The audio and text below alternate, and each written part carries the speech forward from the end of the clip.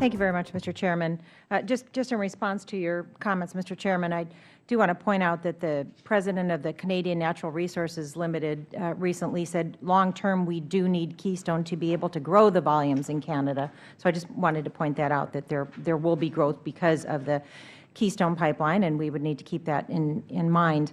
Mr. Swift, in your testimony, you talked about the number of permanent jobs that are anticipated from the Keystone XL Pipeline, and there's no question that there will be several thousand temporary construction jobs. No doubt about that. But in terms of permanent jobs, you mentioned the State Department estimated that there would be 35 permanent jobs. 35 jobs. Now, just to put that in perspective, the Congressional Budget Office estimated that there will be 750,000 jobs lost because of sequestration. So I just want to put that in perspective. We're talking about 35 permanent jobs.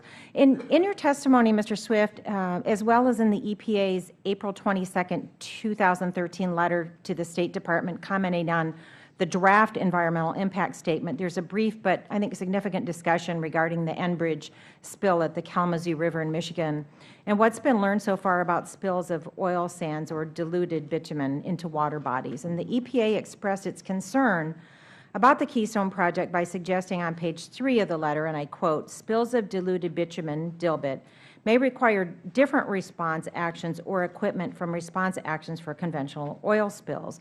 They go on to suggest that the State Department address this in greater detail, and they state on page 4 of the letter that dredging of the bottom sediments was determined to be the best way to clean up the Kalamazoo River, which 3 years later they're still working on.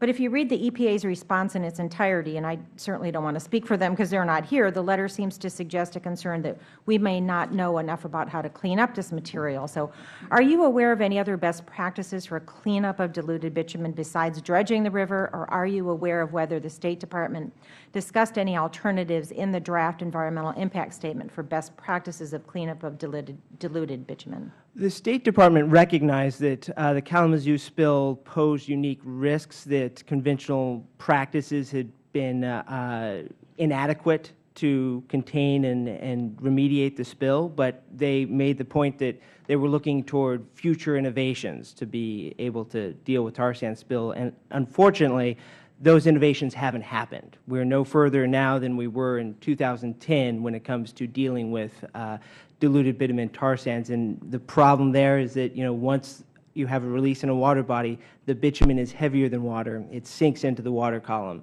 And most conventional practices rely on the idea that oil will float on the water surface.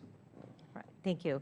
And also, Mr. Swift, as I mentioned in the opening statement, we had a hearing a couple weeks ago in the Environment Subcommittee on policy relevant issues related to climate change.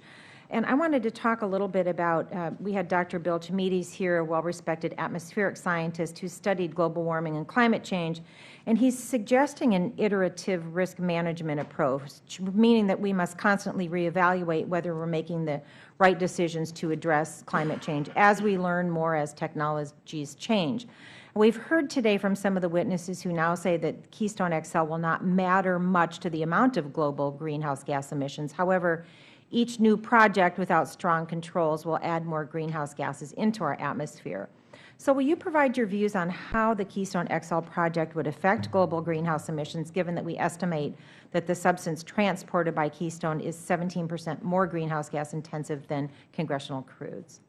Well, so EPA estimates that it would add, a million metric tons of carbon in the atmosphere over its lifetime, just simply by replacing tar sands or conventional crude with tar sands at the Gulf Coast. One of the important things to recognize is here we have a project in which you can map, and my Chip would agree that you can actually determine an impact on global temperatures from building this pipeline. And in the scheme of climate change, where 1 degree Celsius is the difference between significant environmental changes that have significant impacts on how we are able to live our lives in the future, a little bit over the top makes a big difference when it comes to whether we reach our climate goals or not. Thank you. And just in my remaining few seconds, I'd like to hear from each witness quickly, please. I've heard that building the Keystone XL might actually increase gas prices in the Midwest. Is that correct? I will say that TransCanada noted that building Keystone XL would increase oil prices in the Midwest, and one of the tar sands producers, the president of Cenovus, noted that the lack of pipelines from Alberta was constituting a subsidy to U.S. energy consumers of over $30 billion a year. I'm sorry, my time has expired. I yield back. Thank you, Mr. Chairman.